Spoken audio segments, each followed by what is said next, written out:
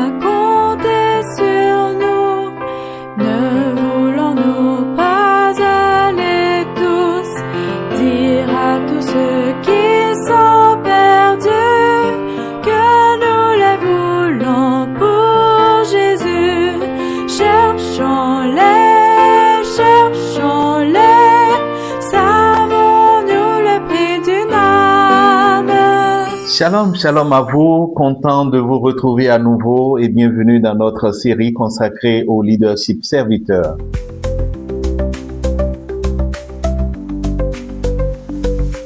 Dans l'émission précédente, nous avons vu que le leadership est bien plus qu'une position de pouvoir. C'est avant tout une influence positive qui inspire, motive et développe les autres. Aujourd'hui, allons plus loin en découvrant les principaux styles de leadership, leurs avantages et leurs limites.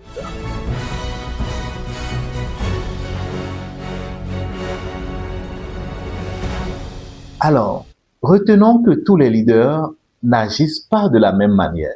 Certains imposent, d'autres consultent, d'autres encore inspirent par leur vision. Alors, quels sont ces styles de leadership et comment influencent-ils ceux qui les suivent? Différents chercheurs ont identifié plusieurs styles de leadership, chacun avec ses forces et ses faiblesses. Voici les principaux. 1. Le leadership autoritaire. Ici, le leader prend seul les décisions et impose des règles strictes. C'est vrai, l'avantage, c'est que les décisions sont rapides. Il y a la clarté, l'efficacité et c'est utile surtout en temps de crise. La limite est que ce style de leadership crée la démotivation, la résistance et est peu créative.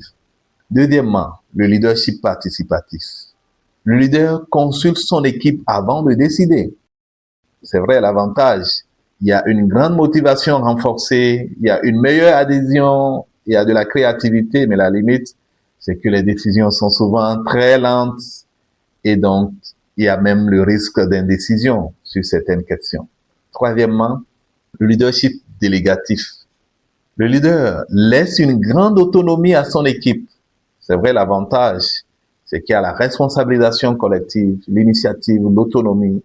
Mais la limite est que, mais parlant des limites, ce genre de leadership, il y a le risque de désorganisation et la nécessité d'une équipe très compétente pour que les choses puissent véritablement marcher.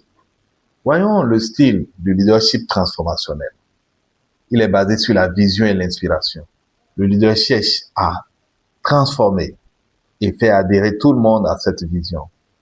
L'avantage, c'est qu'il y a une grande motivation, il y a de l'innovation, il y a de la croissance personnelle. Mais il y a aussi des limites. Il y a une dépendance forte du charisme du leader.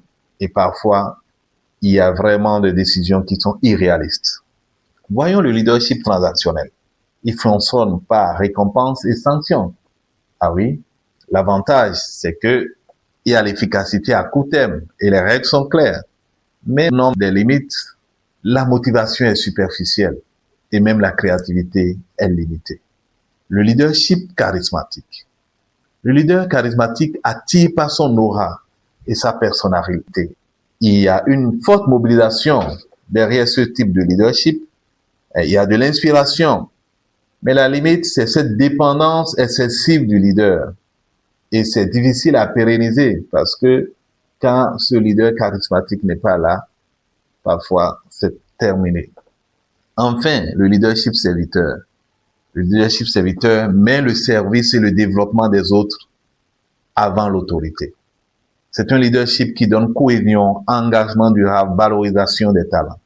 C'est vrai que dans les limites, on peut retenir que cela demande du temps, de la persévérance et parfois, surtout en temps de crise, est moins adapté. Alors, comme l'écrit Robert Greenleaf, qui a propulsé d'ailleurs le concept de leader serviteur en 1970, citation, le véritable leader est d'abord un serviteur. Cela marque une différence profonde avec les styles plus centrés sur le pouvoir ou la performance immédiate. Écoutez l'appel du berger, il sait ses brebis en danger, il les appelle avec amour. retenir de tout cela pour ce jour? Premièrement, il n'y a pas un seul style parfait de leadership. Chaque approche a ses avantages, mais aussi ses limites. Deuxièmement, demandez-vous dans vos responsabilités, en famille, au travail, à l'église, dans vos associations, quel style de leader vous adoptez le plus souvent. Et enfin, troisièmement, commencez à réfléchir à une question clé. Est-ce que je cherche à contrôler ou à servir? Cette interrogation prépare la transition vers la découverte effective du leadership serviteur. Alors nous arrivons au thème de cette émission. Aujourd'hui, nous avons parcouru les différents styles de leadership: autoritaire, participatif, délégatif, transformationnel, transactionnel, charismatique et serviteur. Chaque style a sa logique, mais seul le leader serviteur place le service et le développement des autres au centre de la mission du leader. Dans notre prochaine émission, nous prolongerons plus en détail dans ce concept du leadership serviteur, son origine, ses principes fondamentaux et pourquoi il est toujours aussi actuel dans notre monde. Merci de votre écoute et à très bientôt pour un nouveau rendez-vous. Shalom, shalom.